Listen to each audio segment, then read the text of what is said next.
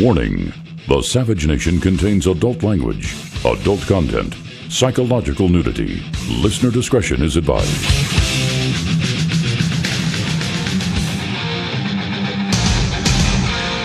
And now, America's most exciting radio talk show, The Savage Nation, home of unprotected talk, borders, language, culture. And here he is, Michael Savage. Welcome to the Savage Nation. Today we're going to talk about free speech, a topic I know an awful lot about from several fronts. One, because I'm in the free speech business.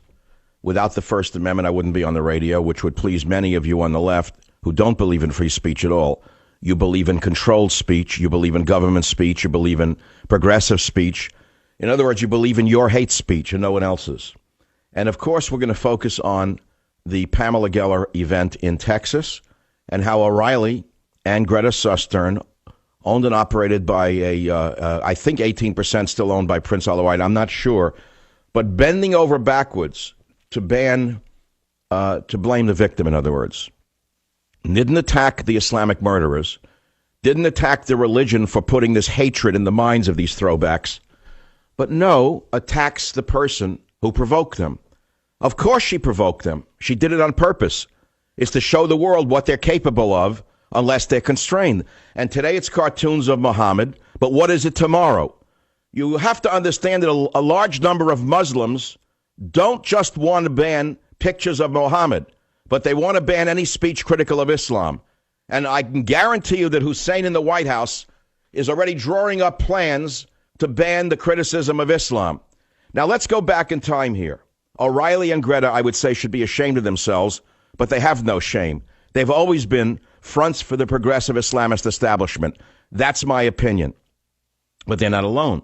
There's some people who I like very much who've attacked Pamela Geller, including Laura Ingraham, including Donald Trump. They have it totally wrong. She didn't taunt them with her actions, and if she did, so what? So what if she taunted them with their actions? Let me tell you something. I have to agree with O'Reilly and Greta and all the others. Let me ask you some questions. Was Martin Luther King and other civil rights leaders provoking violence when they marched from Selma to Montgomery? I don't think so. How about that one?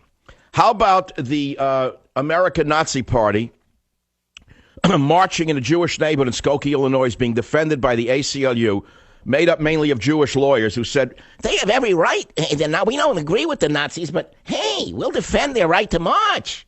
Where are all of those good Jewish liberals today defending Pamela Geller? They're not. They're attacking Pamela Geller. Do you understand this? There is no excuse for violence simply because someone said something or drew something you find offensive. That's not the American way. Well, what's next? Is it okay for the LGBT crowd to bomb churches because churches provoke them by preaching against homosexuality? Is it okay for some to attack liberal churches because they provoke by supporting a sadomasochism and abortion? Of course not. Pamela Geller is a provocateur, but she did nothing wrong. Pamela and those who participated in that event were peacefully exercising their free speech rights in opposition to the very murderous violence that occurred in France related to the Charlie Hebdo and many others who have suffered and been murdered because they dared criticize or make fun of Islam. I believe that O'Reilly is a coward hiding behind the middle road in order to pretend that he really is the middle road. No, my friends, this is pure evil. Pure evil kills for a cartoon. This is all about free speech. You have to understand what this is all about. It's all about the Muslims in the United States of America and the world trying to shut down any criticism of their Quran and Muhammad. I have read the Quran. It is quoted extensively as part of dialogue in Countdown to Mecca, my novel coming out next week. In over 100 places, they call for killing the infidel. Why doesn't the New York Times talk about the holy book itself? Why doesn't the New York Times, which attacks the Catholic Church in an obtuse manner on a regular basis, look into the Quran and see the more than 100 verses that call Muslims to war with what they call non-believers? That would be anyone who isn't Muslim. Why doesn't the New York Times look at Quran 551, which says that Muslims are not to take Jews and Christians for friends? Allah describes them as unjust people. The answer is quite clear, because we're living in a twisted world. There's a lot more to talk about, and we'll talk about it here on the Savage Nation.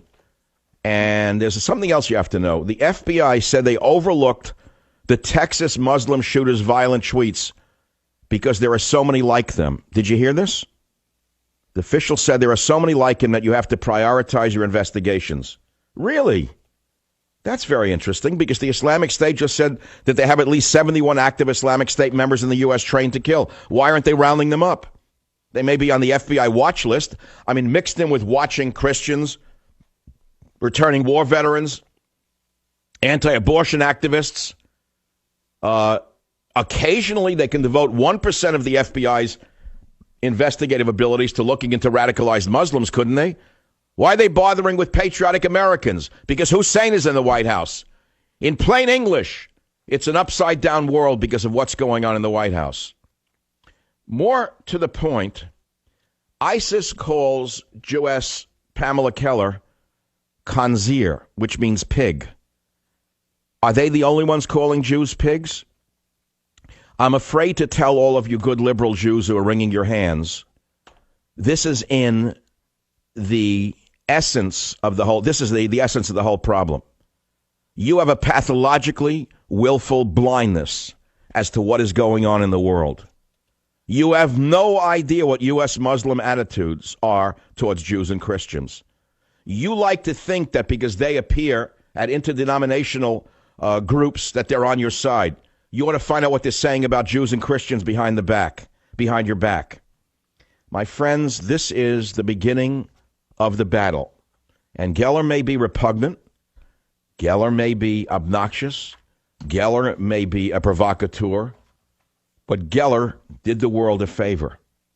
Geller exposed the hatred that exists within Islam itself. It's not just within the jihadis. I have said to you numerous times, if you look back on the Jewish Bible, the Old Testament, it's filled with hate. It's filled with hate. Kill homosexuals, kill adulterers, this and that. I've read Leviticus. I've read it on the air. But modern Jews, even Orthodox Jews, don't kill homosexuals and they don't stone adulteresses.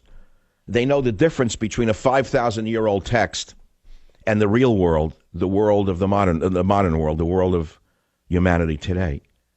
And Christianity. Christianity used to put people to the sword who were blaspheming Jesus. That was in the 15th century. But Christianity went through a reformation. Islam has not gone through a reformation.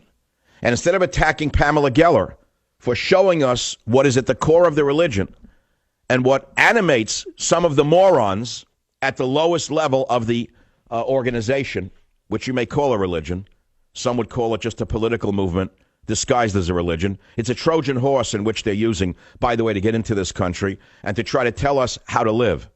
Today it's cartoons, tomorrow it's pork on the menu. After it's pork on the menu, it's other graven images they don't like.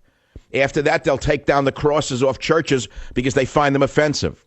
They've already done that in places in Michigan. They've stopped church bells from ringing. So make no mistake about it.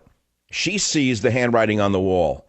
And as repugnant and as provocative as she may be, it's about free speech. And you know, there's a saying that many of you conservatives used to repeat. I think you've heard it. Free speech is not free. This is exactly what we're talking about with regard to Pamela Geller and the Texas murders. Free speech is not free. The graves of our warriors across Europe and America, our cemeteries, are filled with people who fought for the right to criticize others without getting killed for it. So if you want to give that away and fall into O'Reilly and Scarface's trap, go ahead. They had no right to they had every right to criticize her, but they got it wrong. So let's begin by playing the stupidity of O'Reilly the Leprechaun in clip number 1. By setting up a contest and awarding $10,000 for a depiction of the Prophet Muhammad, the American Freedom Defense Initiative spurred a violent incident. That wasn't smart, even though the group has its supporters.